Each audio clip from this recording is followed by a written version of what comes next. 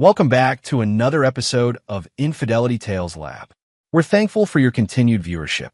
Before we begin, tell us, where in the world are you watching from? We love knowing our global reach. Now, let's dive into today's story. Chapter 1. The Foundation of a Fool. Robert Bobby Kellerman had always believed that love was measured in sacrifice. At 52, the soft-spoken contractor had built his life around this principle, constructing not just houses, but a family that he thought appreciated his unwavering dedication. His calloused hands, weathered from decades of honest work, had provided everything his wife Linda and son Travis ever wanted. The Kellerman family lived in Millbrook Heights, a middle-class neighborhood where Bobby's construction business had earned him respect among neighbors. He wasn't wealthy, but he was reliable, the kind of man who would give his last dollar to help someone he loved. His wife Linda, 47 with platinum blonde hair and a taste for design and knockoffs, had grown comfortable with Bobby's generous nature over their 23 years of marriage. Travis, their 25-year-old son, had inherited his mother's sense of entitlement without any of his father's work ethic. After dropping out of college twice, he'd spent the last 3 years bouncing between part-time jobs while living rent-free in Bobby's basement. Despite his failures, Bobby continued to support him, believing that unconditional love would eventually guide his son toward success. The trouble began 6 months ago when Travis announced his engagement to Rebecca Morrison, a 23-year-old social media influencer with 30,000 followers and dreams bigger than her income. Becca was everything Travis thought he deserved. Beautiful, ambitious, and expensive. She had long auburn hair, green eyes, and a smile that could charm money from miser's wallet. "Dad, we want a real wedding," Travis had said over dinner that night, his arm around Becca as she scrolled through Pinterest boards filled with chandelier-lit ballrooms and 5-tier cakes. Nothing cheap or embarrassing. Becca's followers will be watching everything. Bobby had looked at his son's earnest face and felt the familiar tug of paternal obligation. "How much are we talking about, son?" "$35,000 should cover it," Becca chimed in sweetly, showing him photos of her dream venue. "The Grandview Manor. It's where all the influencers get married." Linda nodded approvingly. "Robert, the boy deserves a nice wedding. We can't have people thinking we're cheap." Bobby's construction business was steady but not lucrative. $35,000 was nearly half his annual profit, but looking at his son's hopeful expression, he couldn't say no. "All right," he said quietly. "I'll make it work." That decision marked the beginning of Bobby's financial fast. He cut his grocery budget to $10 a week, living on ramen noodles and peanut butter sandwiches. He canceled his cable, sold his fishing boat, and took on extra weekend jobs to save every penny. When Linda complained about their reduced lifestyle, he simply worked longer hours. "You're never home anymore," Linda would say, though she spent her days shopping for the wedding with Becca, using Bobby's credit cards for essential purchases. "I'm doing this for Travis," Bobby would reply, exhausted after 14-hour workdays. It's his big day. What Bobby didn't know was that his sacrifices had become a source of entertainment for his family. Linda had grown closer to Becca over the wedding planning, bonding over their shared view of Bobby as an endless ATM machine. They developed a routine of mocking his frugal meals and desperate attempts to save money, treating his devotion as both pathetic and useful. Meanwhile, Travis had found validation in Becca's attention and her friends' admiration for his generous family. He never mentioned that his father was eating ramen while paying for their champagne dreams, preferring to let people assume the money came easily. Dr. Michael Hendricks entered the picture 3 months into the wedding planning. The 40-year-old orthopedic surgeon was Linda's new patient. She'd started visiting his clinic for chronic back pain that conveniently required weekly appointments. Tall, distinguished, and recently divorced, Michael represented everything Linda felt she'd missed by marrying a simple contractor. Their affair began with coffee after appointments, progressed to lunch dates, and eventually became passionate encounters in Michael's downtown condo. Linda told Bobby she joined a book club that met twice a week, explaining her absences with elaborate stories about discussing romance novels with other housewives. Michael was intrigued by Linda's situation. A successful surgeon who enjoyed the finer things, he found her stories about Bobby's penny-pinching, both amusing and contemptible.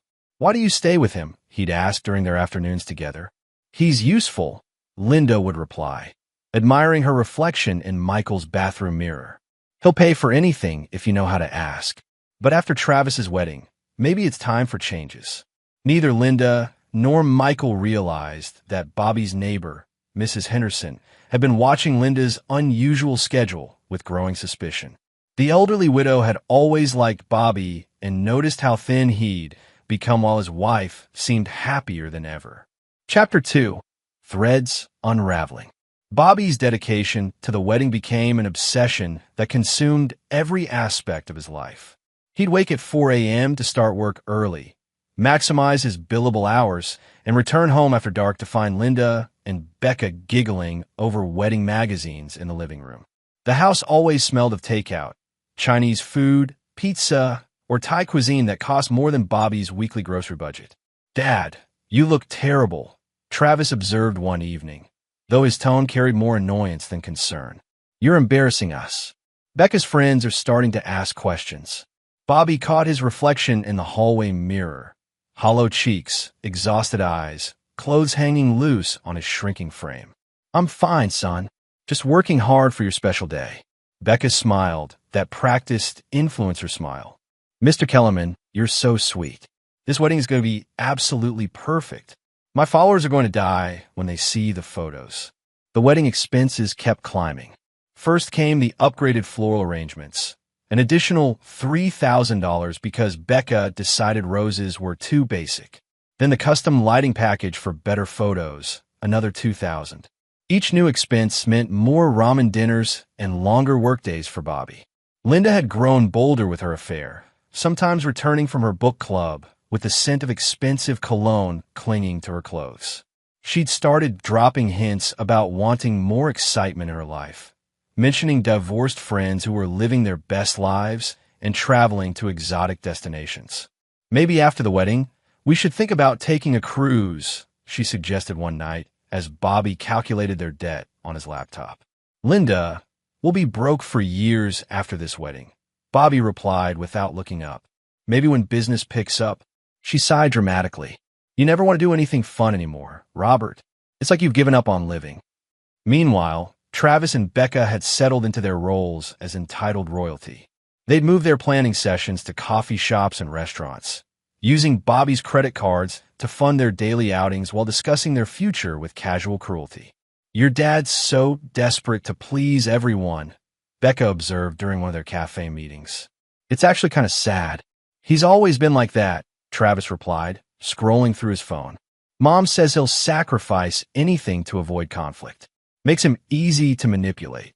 Their friend Jake Morrison, Becca's older brother, had recently returned from Los Angeles with tales of startup success and venture capital. The 28-year-old had convinced himself he was destined for greatness despite a track record of failed businesses and mounting debt. He'd been staying in Becca's apartment, charming her with stories of Hollywood connections and upcoming opportunities. "You should come to LA after the wedding," Jake suggested during one of their group dinners. "I've got connections in the entertainment industry. Becca could be huge on the West Coast." Travis liked the idea of reinventing himself in California, far from his father's disappointed glances and the neighborhood kids who remembered his failures. "Maybe we will," he said. "Dad's already paying for everything anyway." Dr. Michael Hendricks had grown tired of Linda's constant complaining about Bobby. Initially, her stories about her husband's frugality had amused him, but after months of hearing the same complaints, he'd begun to see Linda's true nature: selfish, entitled, and utterly without loyalty. "When are you going to leave him?" Michael asked during one of their encounters. "You talk about wanting a better life, but you won't take any steps toward it." Linda hesitated. She enjoyed the affair's excitement, but Bobby's steady income provided security that Michael's interest might not. "After the wedding," she promised. "Once Travis is settled, I'll be ready to start over." Mrs. Henderson had seen enough. The elderly woman had watched Linda's suspicious behavior for weeks, noting the time she left and returned, the way she checked her appearance before going to her book club, and the general air of deception that surrounded her activities. One afternoon, while Bobby was at work, Mrs. Henderson made her decision. She walked across the street and knocked on the Kellerman's door. "Linda, dear," she said when Linda answered, looking slightly flustered, "I was wondering about that book club of yours. I've been looking for something to do with my evenings, and it sounds wonderful." Linda's face went pale. "Oh, Mrs. Henderson, it's a very specific group. We read very particular types of books. Romance novels, mostly. Very adult themes." "How perfect!" Mrs. Henderson smiled innocently. "I do love a good romance. Where do you meet? I'd love to join." Linda stammered through increasingly implausible explanations until Mrs. Henderson smiled knowingly and left. The old woman had her confirmation. Linda Kellerman was lying about her twice-weekly absences, and poor Bobby deserved to know the truth. Chapter 3. The Sound of Truth. The morning of the final payment delivery, Bobby stood in his kitchen eating his breakfast of instant oatmeal and black coffee. The check in his wallet represented his last savings, borrowed money from his retirement account, and a second mortgage on their house. $35,000. Everything he had and more, invested in his son's happiness. Linda had already left for her book club, kissing his cheek with unusual enthusiasm. "The wedding's going to be beautiful, Robert. Travis is so lucky to have a father like you." Bobby smiled, feeling a rare moment of satisfaction. Despite the sacrifice, he'd kept his promise. His son would have the wedding of his dreams, and maybe afterward they could rebuild their financial stability together. The drive to Travis's apartment took 20 minutes through morning traffic. Bobby had called ahead to arrange the meeting, wanting to present the final payment check personally. This was his moment, the culmination of months of sacrifice that would finally earn his son's respect and gratitude. He climbed the stairs to Travis's second-floor apartment, mentally rehearsing a little speech about family, commitment, and the importance of building a strong marriage. The door was slightly ajar when he reached the landing, and he could hear voices inside. Travis, Becca, and someone else laughing about something. Bobby raised his hand to knock when he heard his son's voice clearly. "My dad's such a loser. He'll pay for anything if you guilt-trip him enough." The words hit Bobby like a physical blow. He froze, his hand suspended inches from the door. Becca's giggle followed. "Your mom said he's been eating ramen for weeks just to afford our dream wedding." Bobby's heart hammered as he recognized the third voice. Jake Morrison, Becca's brother, joining their laughter. "He's so desperate to be loved. It's actually pathetic." "The man sold his fishing boat," Travis continued, his voice filled with mock sympathy. "His precious boat that he used every weekend. Also, Princess Becca here could have her Instagram moment. Did you see him last week?" Becca added, "He's practically skeletal. I almost felt bad, but then I remembered. He's choosing to do this. Nobody's forcing him to be such a pushover." Jake's voice carried the casual cruelty of someone completely detached from consequences. "At least you're getting something out of it. Free wedding, free money. And when you move to LA, you'll never have to see his disappointed face again." "That's the plan," Travis agreed. "Once we're married and settled in California, I'm done with all this small-town family obligation bullshit. Let him eat ramen for the rest of his life if he wants." Bobby felt something fundamental shift inside his chest. Not heartbreak, but something colder and more decisive. The check in his pocket suddenly felt heavy with possibility rather than obligation. He looked at the door, at these people who had built their dreams on his suffering and made a choice that would change everything. Quietly, deliberately, Bobby slipped the check back into his pocket. He turned and walked down the stairs, his footsteps silent on the carpeted hallway. By the time he reached his truck, his mind was already calculating venue contracts, catering deposits, floral arrangements, and photography packages. Everything had cancellation clauses if he knew where to look. Bobby drove directly to Grandview Manor, where the wedding coordinator, Patricia Wells, greeted him with professional enthusiasm. "Mr. Kellerman, so wonderful to see you. We're all excited about Travis and Becca's big day next month." "About that," Bobby said calmly, "I need to cancel everything." Patricia's smile faltered. "Cancel? But the wedding is in 4 weeks. We've already begun preparations and the deposits." "Check the contract," Bobby interrupted, pulling out his copy of the agreement. Section 12, subsection 4. Full cancellation allowed with 48 hours notice for events more than 30 days out. I'm giving you 30 days. Patricia's face went pale as she reviewed the paperwork. Bobby had read every contract thoroughly, understanding the legal implications of each clause. Mr. Kellerman, are you sure? The deposits were substantial. Keep them, Bobby said. Consider it compensation for your trouble. But the wedding is canceled, effective immediately.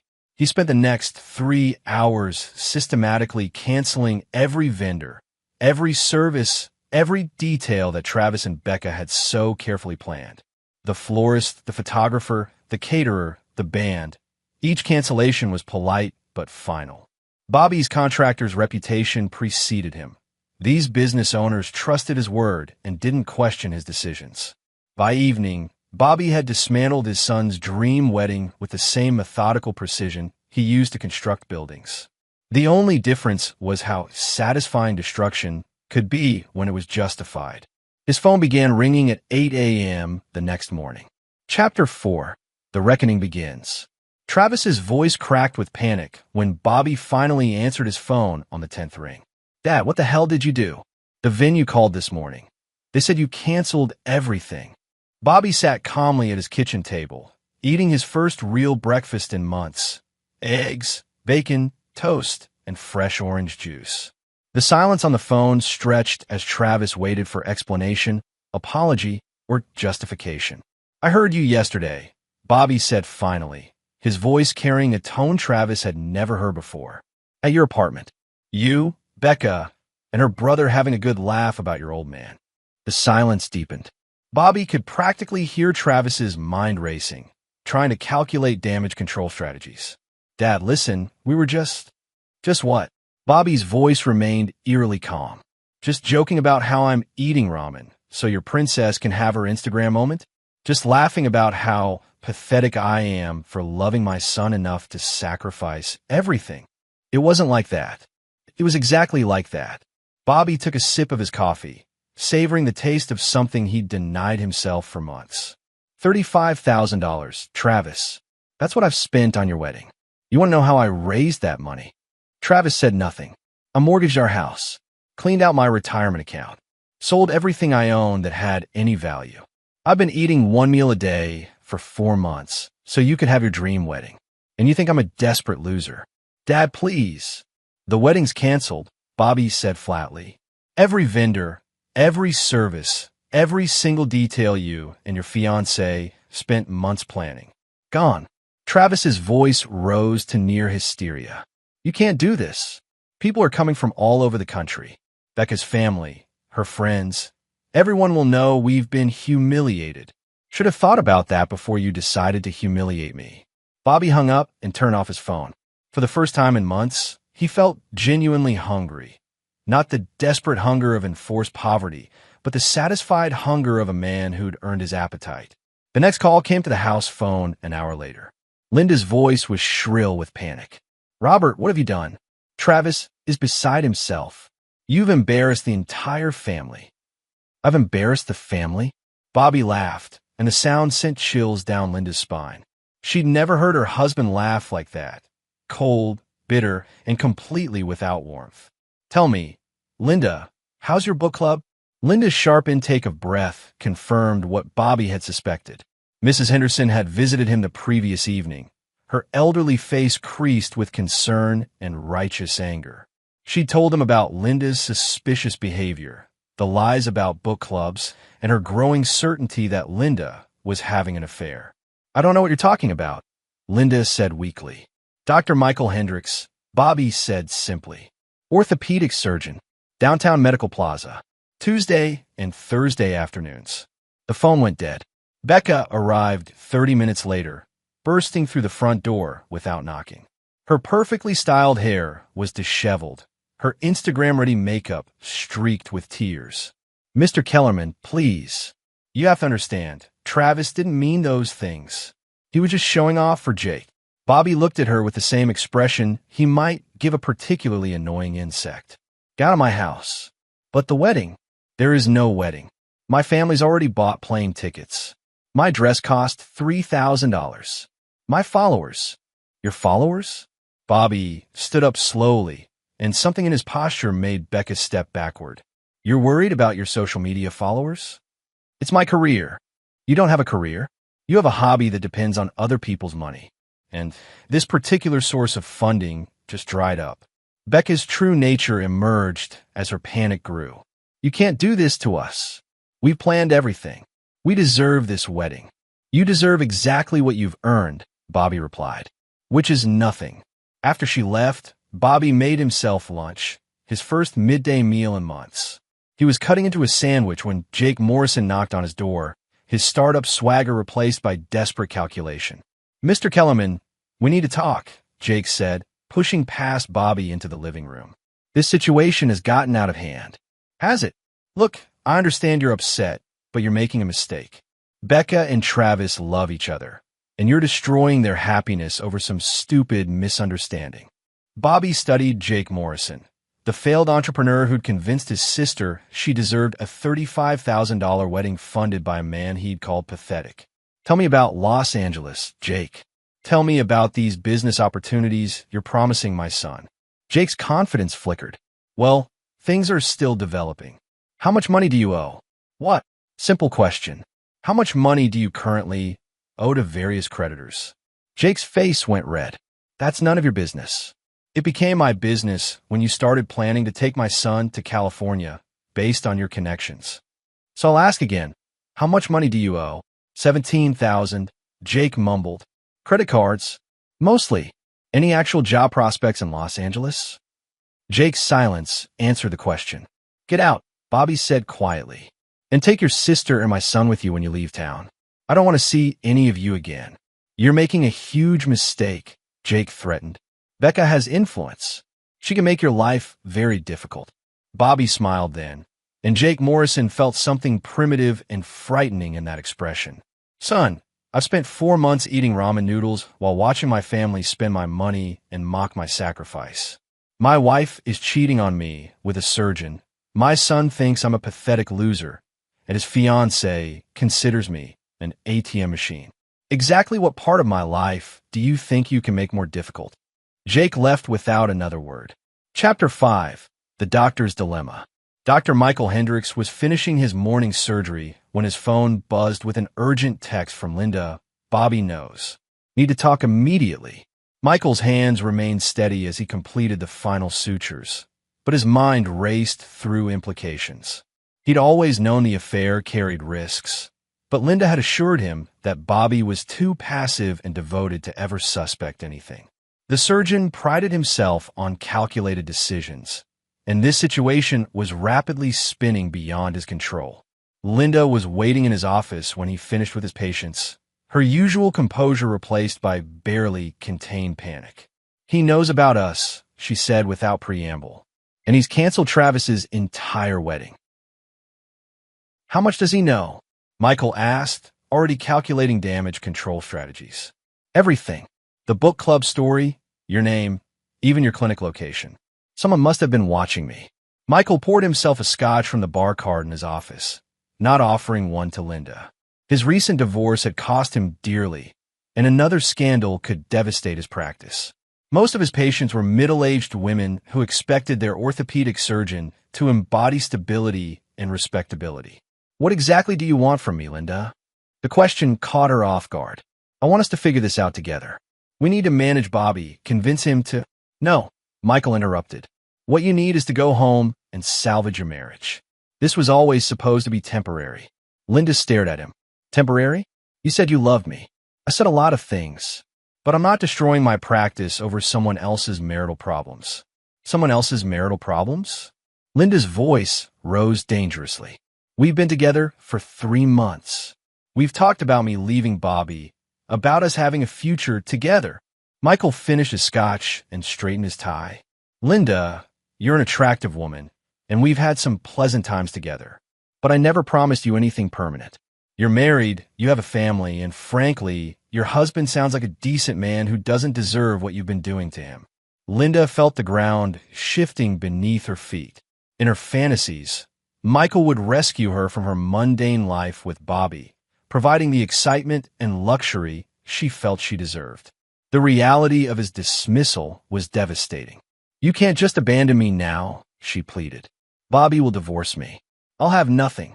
"Then you should have thought about that before you started lying to your husband." Michael moved toward his office door, clearly ending the conversation. "I have patience to see." After Linda left, Michael made 2 phone calls.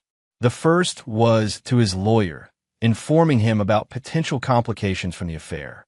The second was to his clinic's reputation management consultant, a necessary precaution in his profession. Meanwhile, Bobby was implementing the second phase of his plan. He drove to the office of Patricia Wells, the wedding coordinator, carrying a folder of documents. "Mr. Kellerman," Patricia said nervously, "I hope you're not here to change your mind about the cancellation. We've already notified all the vendors." "I'm not here about the wedding," Bobby interrupted. "I'm here about a business proposition." Patricia looked confused. "Business proposition?" Bobby opened his folder and spread several contracts across Patricia's desk. "I want to hire your services for a different event. Same date as the wedding would have been, same venue, similar scale." "What kind of event?" "A divorce party." Patricia's eyebrows rose. "A divorce party?" "For my wife. She doesn't know she's getting divorced yet, but she will soon. I want to throw her a celebration, something that will help her understand the new reality of her situation." Bobby's plan was intricate and utterly ruthless. He'd researched Linda's affair with the same methodical attention he'd given to wedding planning, documenting dates, times, and locations with photographic evidence courtesy of Mrs. Henderson's nephew, a private investigator. "I want everyone to know," Bobby continued. "Everyone who was invited to the wedding, everyone in Linda's social circle, everyone who watched my family treat me like a fool for the past 4 months. They'll all receive invitations to Linda's divorce celebration." Patricia was both horrified and fascinated. "Mr. Kellerman, are you sure about this? It seems quite vengeful." "Ma'am, vengeful would be burning down their house. This is just public education. The invitations were works of art." Bobby had hired a graphic designer to create elegant cards that looked like wedding announcements at first glance. Only closer inspection revealed the true message. "Robert Kellerman requests the pleasure of your company at a celebration honoring the end of his marriage to Linda Kellerman, whose affair with Dr. Michael Hendricks has provided the entertainment and inspiration for this joyous occasion." The details were meticulously planned. Instead of a wedding cake, there would be a divorce cake decorated with broken hearts and wedding rings. Instead of wedding favors, guests would receive small picture frames containing photos of Linda entering and leaving Michael's medical building. Instead of wedding toasts, Bobby planned to give a speech detailing his months of sacrifice and his family's betrayal. "This is quite elaborate," Patricia observed, reviewing the plans. "And expensive. I've got $35,000 that was supposed to go to a wedding," Bobby replied. "Might as well put it to good use." That evening, Travis arrived at Bobby's house with Jake Morrison in tow. Both young men looked haggard, their earlier arrogance replaced by desperate confusion. "Dad, we need to talk," Travis said, his voice lacking its usual entitlement. Bobby didn't invite them in. "Talk. This has gone too far," Jake said, trying to reclaim some authority. "You're humiliating innocent people over a private conversation." "Innocent people?" Bobby laughed that cold laugh again. "Son, there hasn't been an innocent person in this story since it started. You came to my town, convinced my son to take on debt for a wedding he can't afford, planned to drag him to California based on your non-existent connections, and called me pathetic for paying for your sister's fantasies." "We can fix this," Travis interjected. "I'll apologize. We'll scale back the wedding." "There is no wedding," Bobby said flatly. "And there's no fixing this. You showed me who you really are, and I believe you." Jake stepped forward aggressively. "You're making a mistake, old man. Becca has connections, influence." Bobby's expression didn't change, but something in his stillness made Jake stop talking. "Let me explain something to you boys," Bobby said quietly. "I've spent my entire adult life building things. Houses, businesses, relationships. I know exactly how things are constructed, and I know exactly how to tear them down. Your sister's influence is 30,000 followers who don't know her real name. My influence is 25 years of business relationships in this town." He paused, letting that sink in. "Jake, your credit score is 487. You owe $17,000 across 6 credit cards and have been evicted from 2 apartments in Los Angeles. Travis, you've never held a job for more than 8 months, and your employment history reads like a catalog of failure. Becca's Instagram income last year was $1,400. Both young men stared at him. So when you talk about connections and influence, remember that I actually have both. And unlike your family, I know how to use them. Travis tried one last appeal. Dad, I'm your son. Bobby looked at his son, really looked at him for what felt like the first time in years. No, Travis. My son died yesterday when I heard him call me a pathetic loser. You're just someone who happens to share my DNA and my last name. For now. Chapter 6, The Social Media Storm. Becca Morrison's Instagram account had become her identity, her career, and her entire sense of self-worth over the past 3 years. Her 30,000 followers represented validation, opportunity, and she convinced herself, genuine influence. The canceled wedding wasn't just a personal disappointment. It was a professional catastrophe that threatened to expose the carefully constructed illusion of her lifestyle. She'd spent the night after Bobby's cancellation crafting the perfect social media response, trying to spin the disaster into sympathy and engagement. Her post featured a tear-streaked selfie with dramatic lighting and a caption about toxic family members and overcoming obstacles. The response was immediate, but not what she'd expected. Comments ranged from supportive to skeptical to downright hostile. Several followers had done basic research and discovered inconsistencies in Becca's story. Others questioned why a woman with supposedly substantial social media income needed her fiancé's father to pay for her wedding. The situation escalated when Bobby's friend Charlie Wu, a local contractor with his own modest social media following, posted a response that went viral within their community. Charlie had watched Bobby's physical deterioration during the wedding planning and felt compelled to share the truth. Some of y'all might have seen posts about a toxic father ruining his son's wedding. Charlie wrote, "Let me tell you about Bobby Kellerman. This man has been eating 1 meal a day for 4 months, sold everything he owned, and mortgaged his house to pay for his son's wedding. Then he overheard his son and future daughter-in-law calling him a pathetic loser for making these sacrifices. Y'all can judge for yourselves who's toxic in this situation." Charlie included photos of Bobby from 6 months earlier, healthy, smiling, proud, contrasted with recent pictures showing his dramatic weight loss and exhaustion. The post was shared hundreds of times within hours, reaching far beyond Millbrook Heights into surrounding communities. Becca watched her follower count drop by 2,000 in a single day. Worse, local businesses began distancing themselves from her brand. The boutique clothing store that had sponsored her outfits posted a statement ending their partnership. The restaurant where she'd hosted sponsored reviews quietly removed her tagged photos. Jake Morrison, meanwhile, was discovering that his sister's social media crisis was only the beginning of his problems. His landlord in Los Angeles had begun eviction proceedings, and his credit card companies were demanding payment on overdue accounts.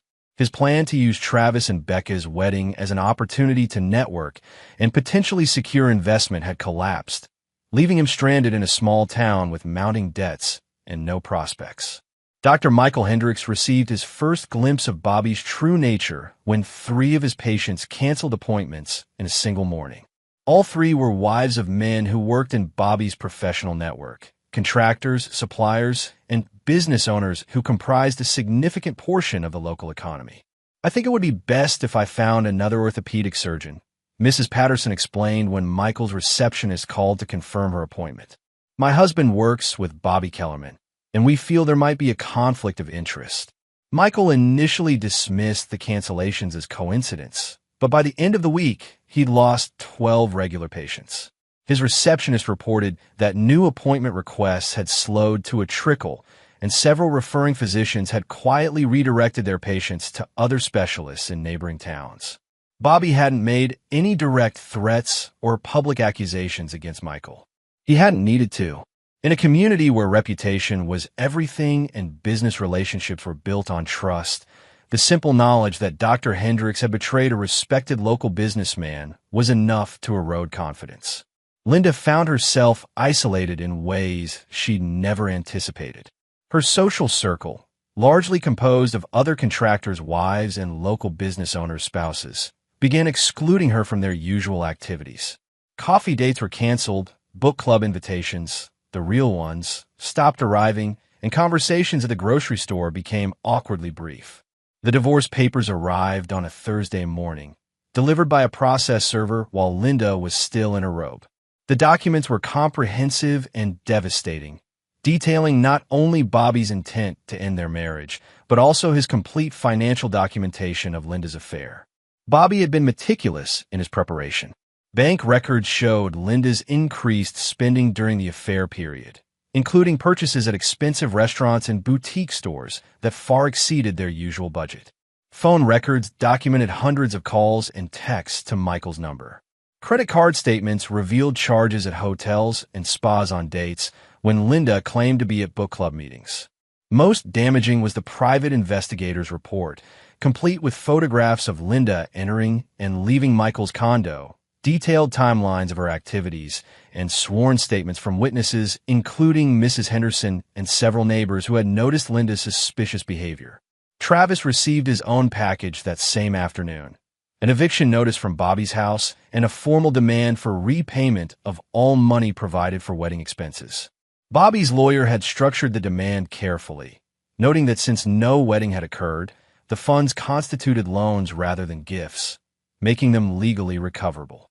The young man who had lived rent-free in his father's basement for 3 years suddenly faced the reality of supporting himself without any financial safety net. His part-time job at a sporting goods store provided barely enough income for basic expenses, let alone apartment rent and the debt Bobby was demanding. Becca's family situation grew more complicated when her parents drove up from Florida after hearing about the canceled wedding. Frank and Dorothy Morrison were retired middle-class people who had never approved of their daughter's social media career or her expensive tastes. $35,000? Frank Morrison asked incredulously when Becca explained the situation. You expected some man you barely knew to spend $35,000 on your wedding. It wasn't just for me, Dad, Becca protested. It was for Travis, too, and his family wanted. His family wanted him to have a nice wedding. Dorothy interrupted. They didn't want you to bankrupt them for Instagram photos.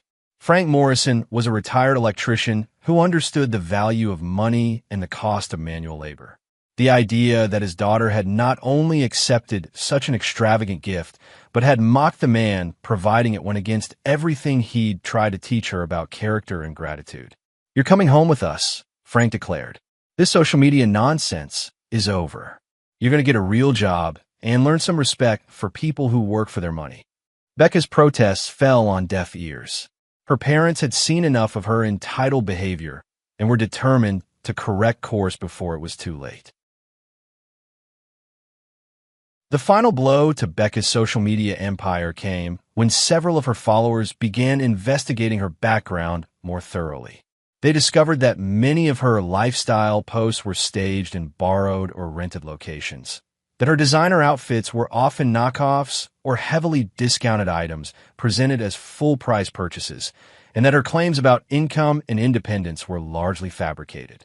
A local blogger with a larger following than Becca's wrote a detailed expose titled The Influencer Illusion: How Social Media Stars Fake Their Success. Becca featured prominently as a case study in manufactured authenticity, complete with side-by-side comparisons of her claims versus reality. By the end of the month, Becca Morrison's social media career was effectively over.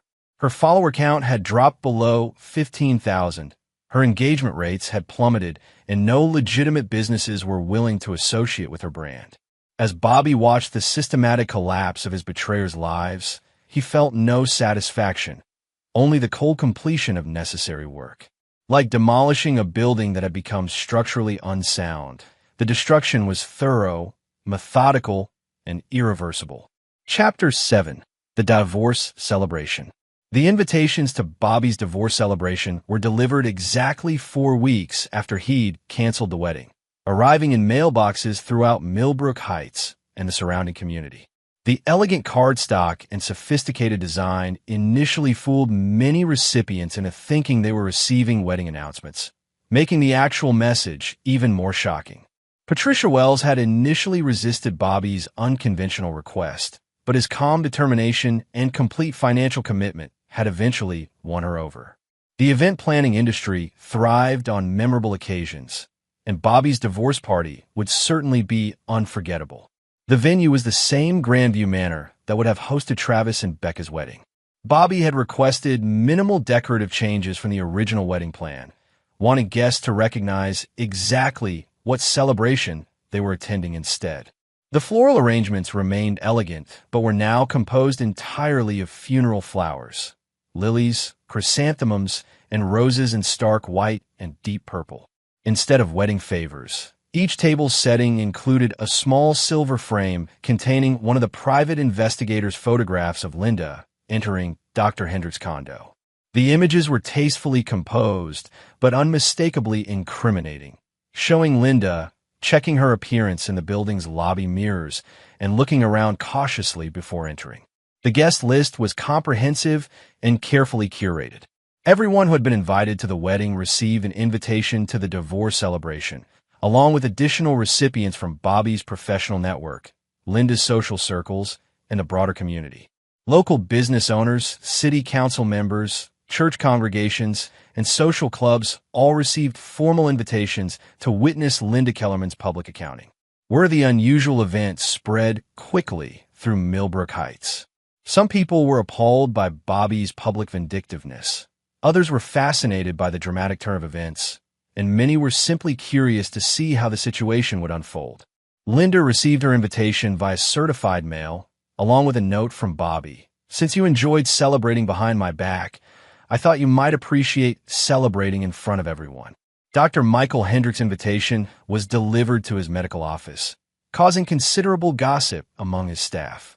The sophisticated-looking envelope had prompted his receptionist to open it, assuming it was a professional event, only to discover the shocking contents that quickly became the talk of the entire medical building.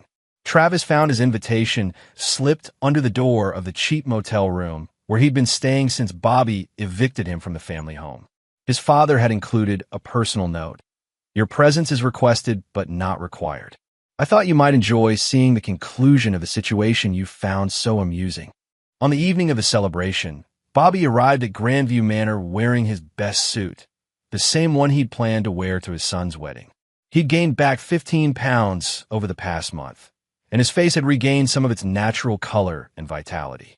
For the first time in months, he looked like a man in control of his circumstances. Nearly 200 people attended the event, drawn by curiosity, support for Bobby, or simply the spectacle of such an unprecedented social occasion. The local newspaper sent a reporter, and several attendees discreetly documented the evening on their phones, ensuring that the story would spread far beyond Millbrook Heights. Linda arrived separately, accompanied by her sister who had driven up from Atlanta to provide moral support. Linda looked haggard and defensive, her usual confident demeanor replaced by barely controlled anxiety. She considered not attending, but her lawyer had advised that absence would be interpreted as admission of guilt and would damage her position in the divorce proceedings. Dr. Hendricks did not attend, having left town 3 days earlier for what his office described as an extended medical conference. His absence was noted by many and interpreted as confirmation of his guilt. Bobby took the podium at 8 o'clock, after dinner had been served and the assembled guests had settled into the surreal atmosphere of celebrating the end of a marriage. His speech was neither angry nor emotional, but rather methodical and devastating in its completeness. "Thank you all for coming to celebrate this important milestone," he began, his voice carrying clearly through the elegant ballroom. "Many of you are planning to attend a wedding here tonight, celebrating the marriage of my son Travis to Rebecca Morrison. Instead, we're here to celebrate the end of my marriage to Linda." The room was absolutely silent. For those who might be wondering why we've gathered for such an unusual occasion, let me explain. 4 months ago, I committed to spending $35,000 on my son's wedding. That money represented my life savings, my retirement fund, and a second mortgage on our family home. Bobby paused, letting the financial magnitude sink in with the audience. "I worked 14-hour days, 7 days a week, to earn that money. I ate one meal a day, sold my possessions, and sacrificed every comfort to ensure my son could have the wedding of his dreams. During those same 4 months, my wife Linda was having an affair with Dr. Michael Hendricks, meeting him twice weekly while telling me she was attending a book club. Gasps and murmurs rippled through the crowd. Several people turned to look at Linda, who sat frozen at her table. Last month, I overheard my son and his fiancée laughing about my sacrifices. They called me a pathetic loser who would pay for anything if you guilt-trip him enough. They found it hilarious that I was eating ramen noodles to fund their dream wedding. They speculated about how desperate I was to be loved. Bobby's voice remained steady and conversational, as if he were discussing the weather rather than devastating personal betrayals. That conversation helped me understand something important. Respect cannot be purchased, loyalty cannot be bought, and love that requires payment isn't actually love at all. So I canceled the wedding, filed for divorce, and decided to throw this celebration instead. He gestured to the assembled crowd. Everyone in this room has worked for their money, built their relationships on mutual respect, and understood that trust is earned rather than assumed. You understand the value of keeping your word, honoring your commitments, and treating people with basic human decency. Bobby reached into his jacket and pulled out a manila envelope. In this envelope are copies of the private investigator's report documenting Linda's affair, including photographs, bank records showing her increased spending during the affair period, and phone records documenting hundreds of calls and texts to her lover. I'm not sharing these details to embarrass Linda further. Her actions have already accomplished that. I'm sharing them because truth matters, and I want everyone to understand exactly what we're celebrating tonight. The silence in the room was deafening. Linda had tears streaming down her face, but she remained in her seat, seemingly unable to move or speak. This celebration represents freedom, Bobby continued. Freedom from betrayal, from manipulation, from people who mistake kindness for weakness and generosity for stupidity. It represents the end of enabling selfish behavior and the beginning of holding people accountable for their choices. He looked directly at Linda for the first time. Linda, you chose to betray our marriage. Travis, you chose to mock my sacrifices. Rebecca, you chose to exploit my generosity. Dr. Hendricks, you chose to participate in destroying a family. These were all choices, not mistakes or misunderstandings. Tonight, we celebrate the consequences of your choices. Bobby raised his glass of champagne.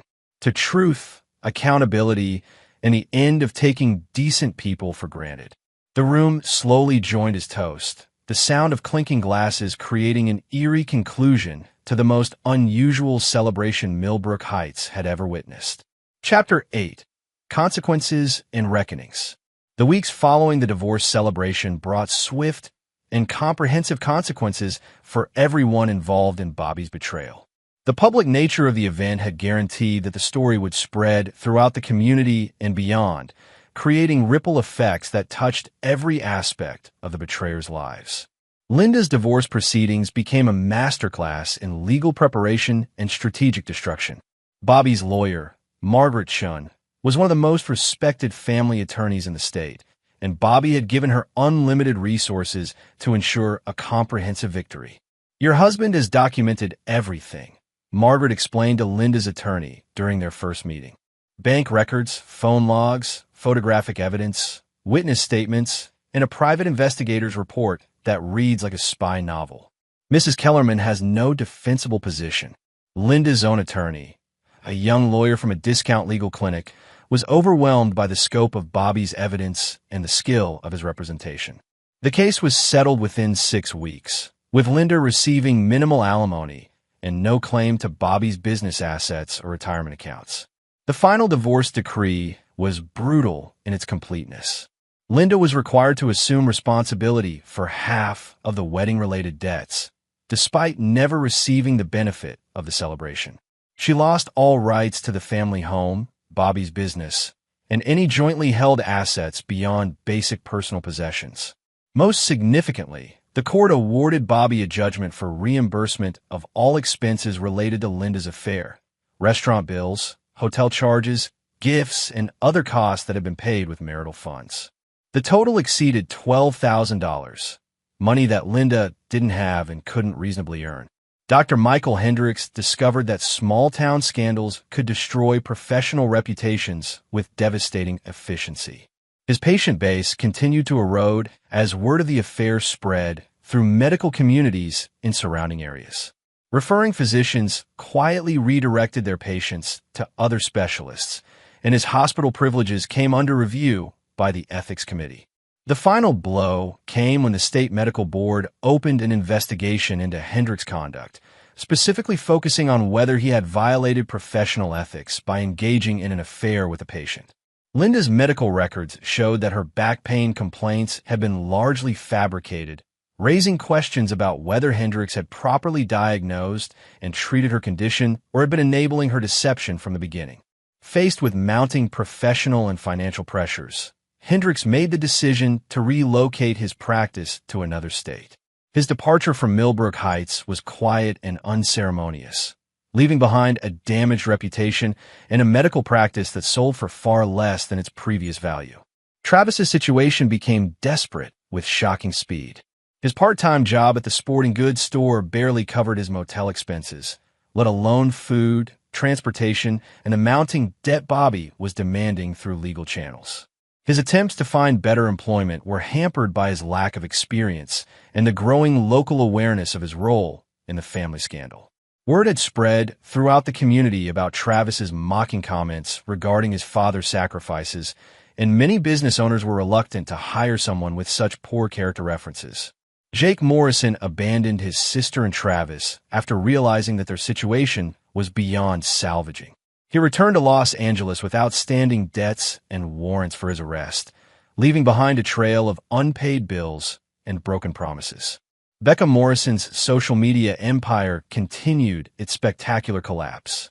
Her parents had forced her to delete her Instagram account and return to Florida, where she was working as a cashier at a grocery store while living in her childhood bedroom. The transition from social media influencer to minimum wage employee was humiliating and complete.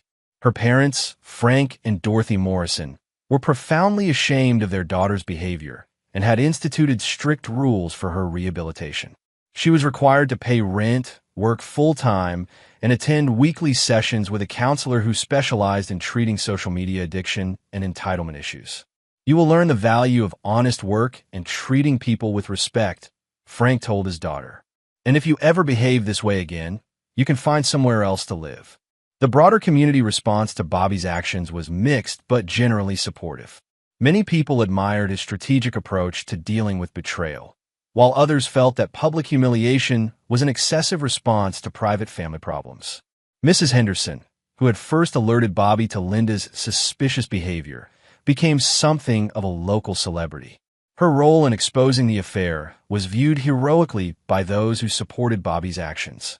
"Bobby Kellerman is a good man who is being taken advantage of by people who should have loved him," she told anyone who would listen. "Sometimes good people need to stand up for themselves, and sometimes that means other people get hurt. But they hurt themselves with their own choices." Charlie Wu, Bobby's friend who had posted the viral social media response defending him, received dozens of new construction contracts from people who wanted to support businesses that stood up for decent values. The post had been shared thousands of times and had made Charlie something of an internet folk hero. "People are tired of watching good folks get walked all over," Charlie explained to a local reporter. Bobby's story resonated because we've all seen families where one person does all the sacrificing while everyone else does all the taking. Travis made one final attempt to reconcile with his father, arriving at Bobby's house on a rainy Thursday evening. He looked thin and desperate, his usual arrogance replaced by genuine fear about his future. "Dad, please," Travis said when Bobby answered the door. "I know I messed up. I know what I said was wrong. But I'm your son. Doesn't that count for something?" Bobby looked at the young man who shared his DNA but had rejected every value he'd tried to instill. "You stopped being my son when you decided I was a joke.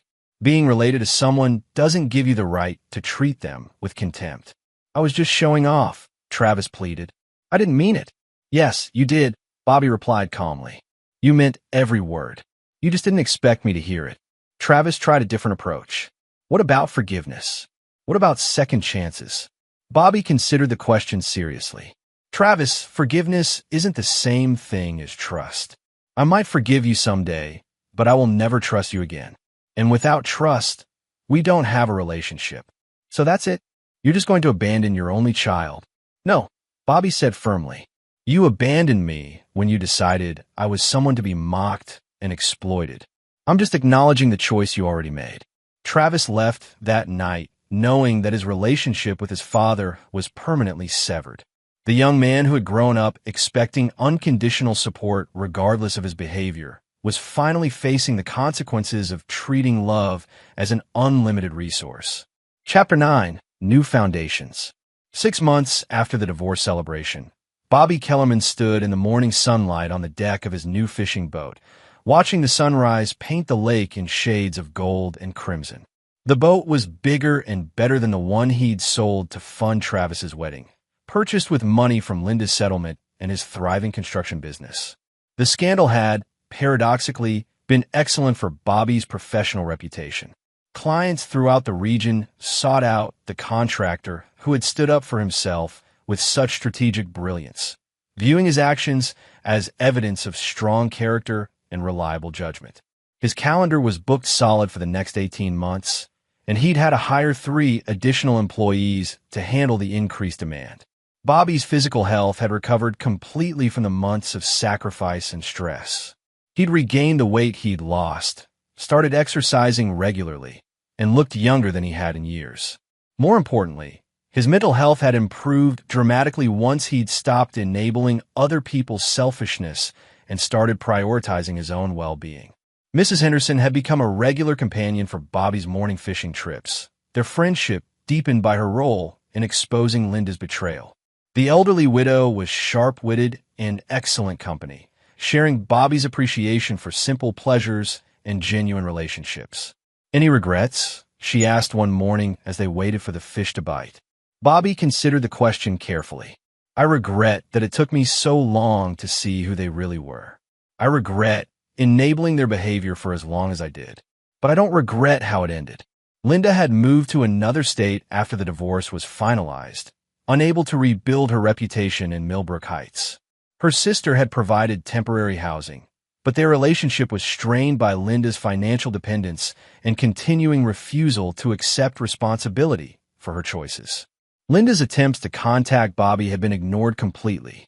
His phone number was changed, his address was confidential, and his lawyer had instructions to refuse all communication attempts. As far as Bobby was concerned, Linda Kellerman no longer existed. Dr. Hendricks had successfully relocated his practice to Nevada, but his patient base remained smaller than his previous success.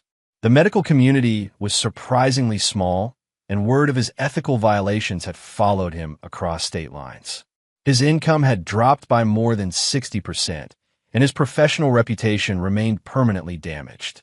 Travis had eventually found work at a warehouse in a neighboring town, earning barely enough to rent a studio apartment and maintain basic transportation. His attempts to rebuild relationships with extended family members had been unsuccessful, as word of his betrayal had spread throughout their social network. The young man who had once planned to move to Los Angeles for startup opportunities was now working third shift loading trucks and living paycheck to paycheck. His dreams of easy success and inherited wealth had been replaced by the harsh reality of supporting himself without family assistance. Becca Morrison remained in Florida with her parents, working at the grocery store and slowly learning to live without social media validation.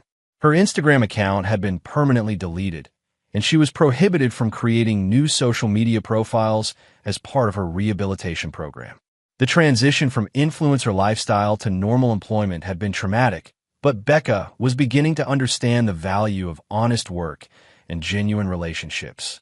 Her parents reported that she was making progress, though they remained vigilant about preventing any regression to her previous entitled behavior. Jake Morrison had been arrested in Los Angeles on outstanding warrants and was serving 6 months in county jail. His startup dreams had been replaced by the reality of criminal charges for check fraud and identity theft. The charming entrepreneur persona had been revealed as elaborate deception designed to exploit other people's trust and resources. Bobby's new life was simpler, but infinitely more satisfying than his previous existence as an enabler and financial provider for ungrateful family members. He joined a fishing club, started attending community events, and developed genuine friendships with people who shared his values of hard work and mutual respect. His construction business had expanded beyond residential work to include commercial projects and public works contracts. The reputation he'd built through decades of honest work, combined with the public support he'd received after standing up to his betrayers, had opened doors to opportunities he'd never previously considered. Most importantly, Bobby had learned to recognize the difference between love and exploitation, between family loyalty and enabling destructive behavior, between forgiveness and foolishness. The lessons had been expensive and painful, but they had transformed him from a victim into someone who commanded genuine respect. One evening, while reviewing blueprints for a new community center project, Bobby received a phone call from an unknown number. When he answered, Travis's voice was barely recognizable, hoarse, desperate, and broken. "Dad, I need help," Travis said without preamble. "I lost my job, I'm being evicted, and I don't have anywhere else to turn." Bobby listened silently as his former son detailed the cascade of failures that had brought him to this desperate point. Travis had been fired from the warehouse for attendance problems, fallen behind on rent, and exhausted all other potential sources of assistance. "I know you hate me," Travis continued, "but I'm your son. I need you to help me one more time." Bobby's response was calm and final. "Travis, you made your choice when you decided I was someone to mock and exploit. You're experiencing the consequences of that choice. I hope you learn from them, but I won't interfere with the lessons you need to learn." "You can't just let me become homeless," Travis pleaded. "I'm not making you homeless," Bobby replied. "Your choices made you homeless. The difference is important." After hanging up, Bobby felt no satisfaction in his son's suffering, but also no obligation to prevent it. Travis was an adult who had made adult decisions, and those decisions carried adult consequences. Enabling his behavior would only delay his eventual reckoning with reality. Mrs. Henderson, who had overheard the conversation during one of their regular evening visits, nodded approvingly. "Hard choices," she said simply, "but necessary ones." Bobby poured himself a scotch and settled into his comfortable chair, looking out at the lake where he'd been fishing that morning. The house was quiet, peaceful, and entirely his own. No one was mocking his generosity, exploiting his love, or treating his sacrifices as jokes for their entertainment. For the first time in decades, Bobby Kellerman was surrounded only by people who respected him, valued his friendship, and treated him with the dignity he'd always deserved. The price of achieving that peace had been high, but it had been worth every penny. As he sat in his chair, watching the sunset paint the sky in brilliant colors, Bobby reflected on the most important lesson he'd learned. Some relationships aren't worth saving. Some people aren't worth forgiving. And sometimes the greatest act of love is refusing to enable someone's self-destruction. The phone rang again that evening, but Bobby didn't answer.